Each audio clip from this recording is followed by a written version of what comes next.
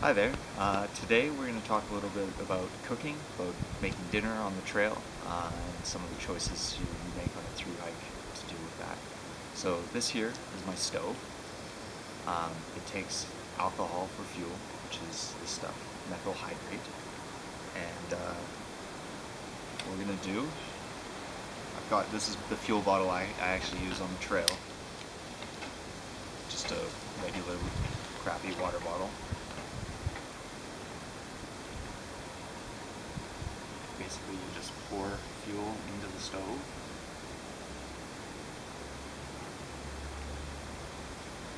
Light it up.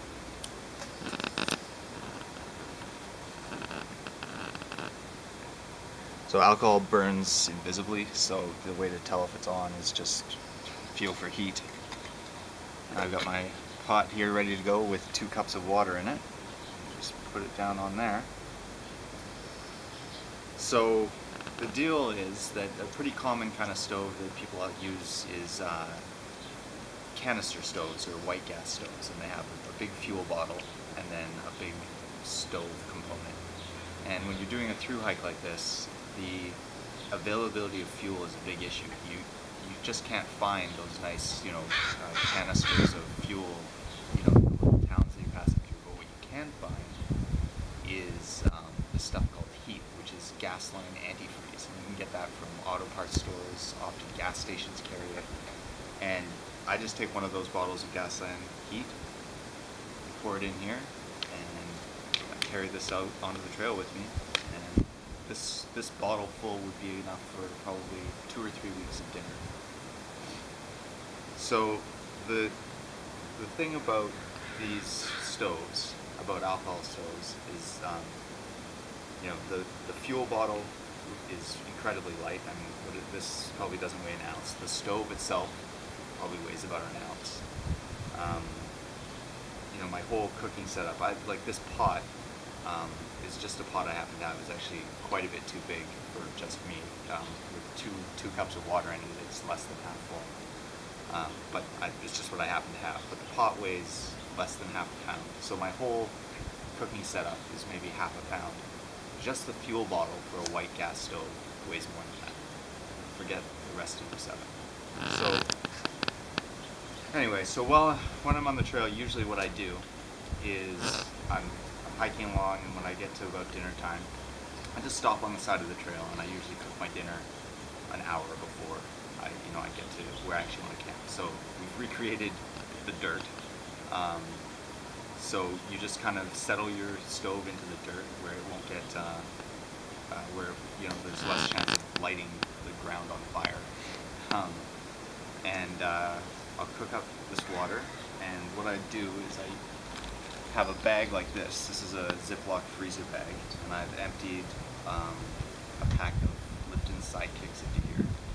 And what we're going to do is, once this water boils, I'm just going to open the bag up, and I'm just going to pour the boiling water directly into this bag. And then I'm going to seal it up and wait for about 10 minutes. And after 10 minutes, it's going to be cooked, and then I'll eat it. So the beauty of this little setup is that I don't have to worry about washing dishes. When I'm done, I just seal up the bag and put it in my garbage bag. I don't have access to garbage very often, like places to throw away garbage, so having tons of waste is not a good thing at all. And I don't really like doing dishes, so this way the only thing that ever touches my pot is water, and the mess all happens in a Ziploc bag that I'll throw away when I get to a town or a campsite that has garbage. So yeah, so that's it. We're just going to wait for this to boil. Alright, we're back. The water's boiling. So, got my food. And I'm just going to pour the water in.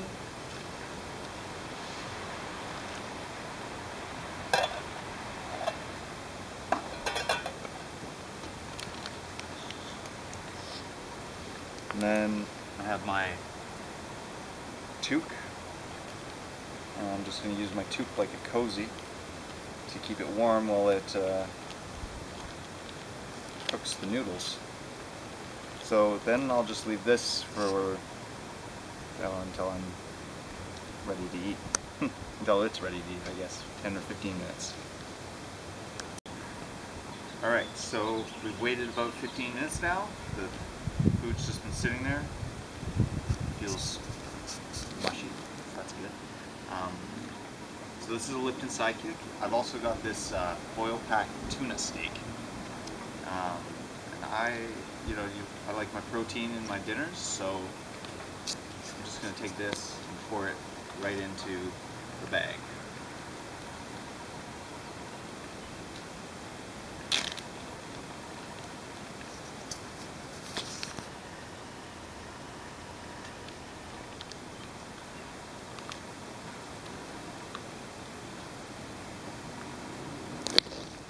So this is a curry tuna steak.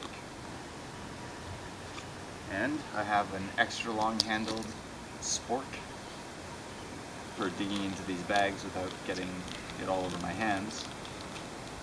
Mix it up a little.